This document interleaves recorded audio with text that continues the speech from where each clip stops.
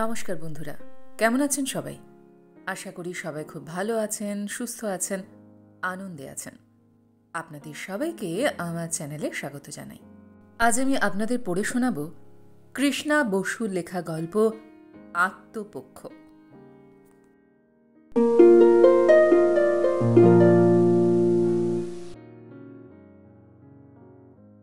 ইদানিং রোজই বাড়ি ফিরতে রাত হচ্ছে নন্দিতার। নতুন অফিসে জয়েন করার পর এই অনিয়ম আরম্ভ হয়েছে। ভারতী, নন্দিতার শাশুড়ি ঘড়ির দিকে তাকালেন। 10টা বেজে গিয়েছে। অজান্তেই ভ্রু কুঁচকে উঠল তার। অপাঙ্গে একবার ছেলে ও নাতনির দিকে তাকান তিনি। দুজনেই তন্ময় হয়ে টিভির মনোরঞ্জনী সিরিয়াল দেখছে। দুজনের কেউই দরজা খোলার জন্য এগিয়ে এলো না। অগত্যা ভারতী উঠলেন। দরজার ম্যাজিক আইয়ে চোখ রেখে দরজার ওপারে ক্লান্ত বিধ্বস্ত চেহারা নন্দিতাকে দেখতে পেলেন। দরজা খুলে সরে দাঁড়ালেন। নন্দিতা ঘরে ঢুকতে ঢুকতে ক্লান্তিকালীন ধ্বনি তুলে বলল, ওহ, আর পারি না। বলতে বলতে বাপ ও মেয়েকে টিভিতে নিমগ্ন দেখে চটি জোড়া ছাড়তে ছাড়তেই বলে উঠল, এ কি, পরশু রিমির পরীক্ষা, ওকে পড়াতে না বসিয়ে দুজনে মিলে টিভি খেলছ? স্ত্রীর দিকে একবারও না তাকিয়ে টিভির পর্দায় চোখ রাখা অবস্থাতেই ধীমান উত্তর দেয়, মাঝরাতে বাড়ি ফিরে আর পারিবারিক কর্তব্য করতে হবে না। নিজের শোয়ার ঘরের দিকে যেতে যেতে নন্দিতাও একটু না থেমে এই কথাগুলো বলতে বলতে ঘরে ঢুকেছে। প্রাইভেট প্রতিষ্ঠানে চাকরি তো করতে হয় না, সরকারি বাবু, বুঝবে কি তুমি? বলে উত্তরের অপেক্ষা না করে নিজের ঘরের সংলগ্ন বাথরুমে গিয়ে ঢোকে নন্দিতা। পরদিন বেশ সকাল সকাল বাড়ি আসে নন্দিতা। মুখ হাত পা ধুয়ে মেয়েকে ধমক চমক লাগিয়ে পড়াতে বসায়। কাজের মেয়েটিকে কড়া করে 1 কাপ চা করে দিতে বলে। শাশুড়ির নির্দেশ মতো ইস্ত্রি করা জামাকাপড় আলনা থেকে আলাদা করে গুছিয়ে রাখে এবং মেয়ে ভালোবাসে বলে সকালে বাজার থেকে আসা পমফ্রেট মাছ নিজে রান্না করে। ধীমান বাড়ি ফিরে মা, বউ ও মেয়ে তিনজনকেই যথাস্থানে দেখে খুশি হয়। আপাতত ধীমান দত্তের ফ্ল্যাটে যথারীতি শান্তি ও শৃঙ্খলা বিরাজ করতে থাকে। রাত্রে মেয়ে ঘুমিয়ে পড়লে ধীমান বলে, মেয়ে বড় হচ্ছে, এবার ওকে ওর ঠাম্মার সঙ্গে শোয়ার অভ্যাস করা। এক পাশে মেয়ে ও অন্য পাশে স্বামী, মাঝখানে শুয়ে আছে নন্দিতা। সারাদিনের ক্লান্তির পর ঘুমে ডুবে যেতে যেতে বলে, সারাদিন মেয়েটাকে পাই কতটুকু। রাতে ঘরে গায়ে ওর হাত রেখে শুতে একটু ভালোই লাগে আমার। নন্দিতাকে নিজের দিকে টানতে গিয়েও হাত সরিয়ে নেয় ধীমান। মেয়ে বড় হয়ে উঠেছে। মা বাবার শারীরিক অন্তরঙ্গতার কথা তার না জানাই ভালো। সন্ধ্যাবেলায় একটু ঘুমিয়েছে ধীমান। টিভি দেখেনি আজ। ঘুম আসছিল না তার। পাশ ফিরে শুতে শুতে মনে হয় নন্দিতা ইদানিক একটু দূরে দূরে চলে যাচ্ছে যেন। নন্দিতা কি তবে অনুশ্রীর সঙ্গে তার সম্পর্কের কথা কিছু জানতে পেরেছে? কিন্তু কিভাবে তা জানা সম্ভব? অনুশ্রীর সঙ্গে বাড়ি থেকে টেলিফোনেও তো বেশি কথা বলে না সে। কচ্চিৎ কখনো তনু ফোন করলে সে সামান্য কথায় প্রসঙ্গ সেরে অফিস থেকে ফোন করার আশ্বাস দিয়ে টেলিফোন রেখে দেয়। অফিসের কেউ শয়তানি করে কিছু জানায়নি তো? মৃদু উদ্বেগের মধ্যে ঘুমিয়ে পড়ে ধীমান। কয়েকদিন পরে ধীমানের ফ্ল্যাটের সামনে একটা মারুতি গাড়ি এসে থামে। গাড়ি থেকে নামে নন্দিতা। ফ্ল্যাটের বারান্দা থেকে সবই ঝুঁকে দেখেন ভারতী। রাত্রি 9টা বেজে গেছে। সকাল 9টায় অফিসে গেছে নন্দিতা। 12 ঘন্টা বাদে বাড়ি ফিরছে নন্দিতা। কিন্তু চেহারায় আজ কোনো ক্লান্তির ছাপই নেই, বরং অন্য দিনের তুলনায় অনেক সজীব আর সুন্দর দেখাচ্ছে তাকে। নিজের মনে এই প্রশ্নের কোনো উত্তর পেলেন না ভারতী। অচেনা মারুতি থেকে নামা, সজীব, তৃপ্ত চেহারা, কোথাও ক্লান্তির ছাপ নেই। কিছু একটা ঘটনা আছে, কিন্তু এখনই প্রশ্ন করতে পারছেন না। সামনে রিমি রয়েছে, পাশের ঘরে ছেলে খবরের কাগজ পড়ছে। রাত্রে রিমি শুয়ে পড়েছে, ধীমান মশারির তলায়। খাবার ঘরের বেসিনের কাছে শোবার আগে দাঁত ব্রাশ করছিল নন্দিতা। রাত্রের ইসবগুল খেতে খেতে ভারতী অনুচ্চ কিন্তু দৃঢ় স্বরে প্রশ্ন করেন, আজ কার গাড়িতে অফিস থেকে এলে নন্দিতা? মৃদু চমকে শাশুড়ির মুখের দিকে তাকায় নন্দিতা। তারপর সহজ সপ্রতিভ হয়ে মুহূর্তেই বলে, ওহো, ও তো আমাদের অফিসের রায়দার গাড়ি। আমাদের ডিপার্টমেন্টের বস এসেছিলেন না আমার পাড়ার দিকে, বললেন পৌঁছে দিচ্ছি। আমি বা বিনি পয়সায় লিফট ছাড়ি কেন মা? বলে শাশুড়ির দিকে পিছন ফিরে ব্রাশ করা দাঁত বেসিনের কলে খুলে জলে ধুতে থাকলো নন্দিতা। আর কথা না বাড়িয়ে ভারতী নিজের ঘরে চলে গেলেন। শুধু যাবার আগে আরেকবার পুত্রবধূর মুখের দিকে দুমুহূর্ত তাকিয়ে থাকলেন। আয়নায় শোয়ার আগে নাইট ক্রিম মাখতে মাখতে নন্দিতার মনে পড়ল, আজ শোভন রায়ের সঙ্গে অন্তরঙ্গতার পরে মহার্ঘ রেস্টুরেন্টের পরিচ্ছন্ন বাথরুমে গিয়ে ওই রকম নতুন করে না সাজলেও পারত। এইসব সূক্ষ্ম পরিবর্তন ধীমান ধরতে না পারলেও ভারতীর মেয়েলি দৃষ্টিতে এসব কিছুই এড়িয়ে যায় না। এবার থেকে সতর্ক হওয়া খুবই জরুরি।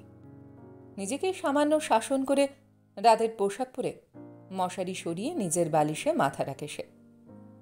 নিজেই নিজের মনে মনে বলে, সে যদি শোভন রায়ের সঙ্গে কিছুটা অন্তরঙ্গতা না করে তবে তার জায়গায় ওই ফ্যাকে ফর্সা নয় না এসে অধিকার করবে। আর আগামী মাসে যে ইনক্রিমেন্টটা, প্রমোশনটা আশা করছে, তা হাতের বাইরে চলে যাবে। তাহলে যে করেই হোক নয়নাকে শোভনের কাছাকাছি ঘেঁষতে দেওয়া যাবে না, যতই ফর্সা হোক। নারী হিসাবে নয়নার চেয়ে নন্দিতা যে অনেকখানি আবেদনময়ী, অনেক বেশি আকর্ষণীয়া, একথা নন্দিতার চেয়ে আর কে বেশি জানে।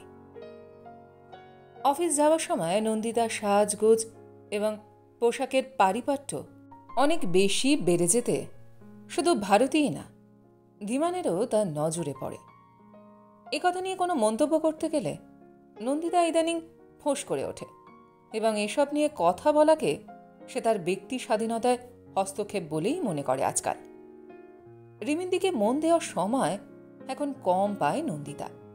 তাকে মাঝে মধ্যে সন্ধ্যা পার্টিতে যেতে হয়, ফিরতে রীতিমতো রাত হয়। গত মাসে প্রমোশন পেয়েছে সে চাকরিতে। তার বিজ্ঞাপন সংস্থার সুপারভাইজারের পোস্টটি তাকেই দেওয়া হয়েছে এবং সেটা সম্ভব হয়েছে শোভন রায়ের সঙ্গে তার ব্যক্তিগত অন্তরঙ্গতার কারণে যতখানি, ঠিক ততখানি তার কাজের যোগ্যতার কারণেও বটে। কিন্তু নন্দিতা জেনেছে এইসব প্রাইভেট প্রতিষ্ঠান, এখানে যোগ্যতার সঙ্গে সঙ্গে আরও অনেক কিছুই লাগে। শুধু যোগ্যতা হলে চলে না মোটেই। ব্যাপারটিকে তার একটু অনুচিত মনে হয় না।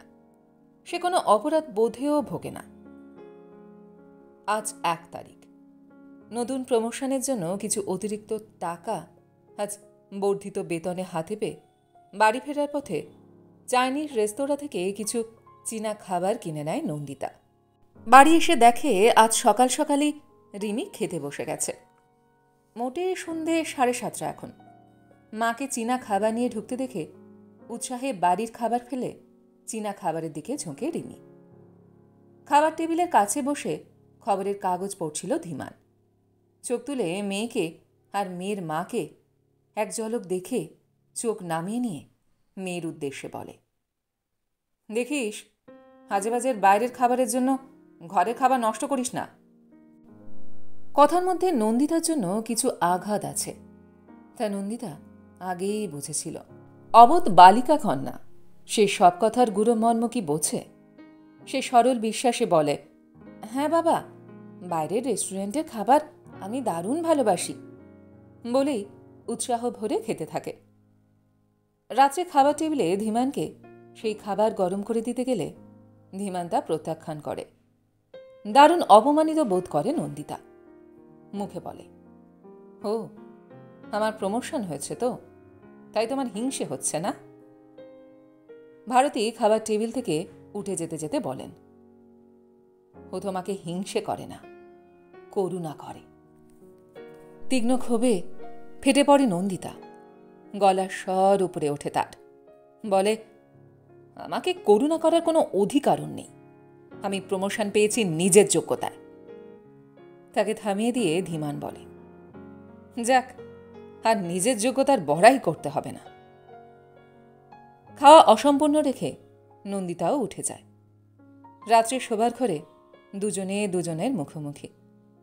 রিমি কয়েকদিন ধরে ঠাকুরমার কাছে শুচ্ছে।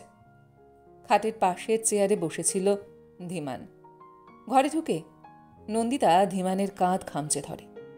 বলে, তুমি এবং তোমার মা দুজনেই আমাকে অপমান করছো। কেন কেন? ধীমান স্ত্রীর হাত কাঁধ থেকে নামিয়ে দেয়। শান্ত স্বরে বলে, শোনো, তোমাদের অফিসের নয়নার প্রমোশন না হয়ে কেন তোমার একার হয়েছে তা আমরা জানি।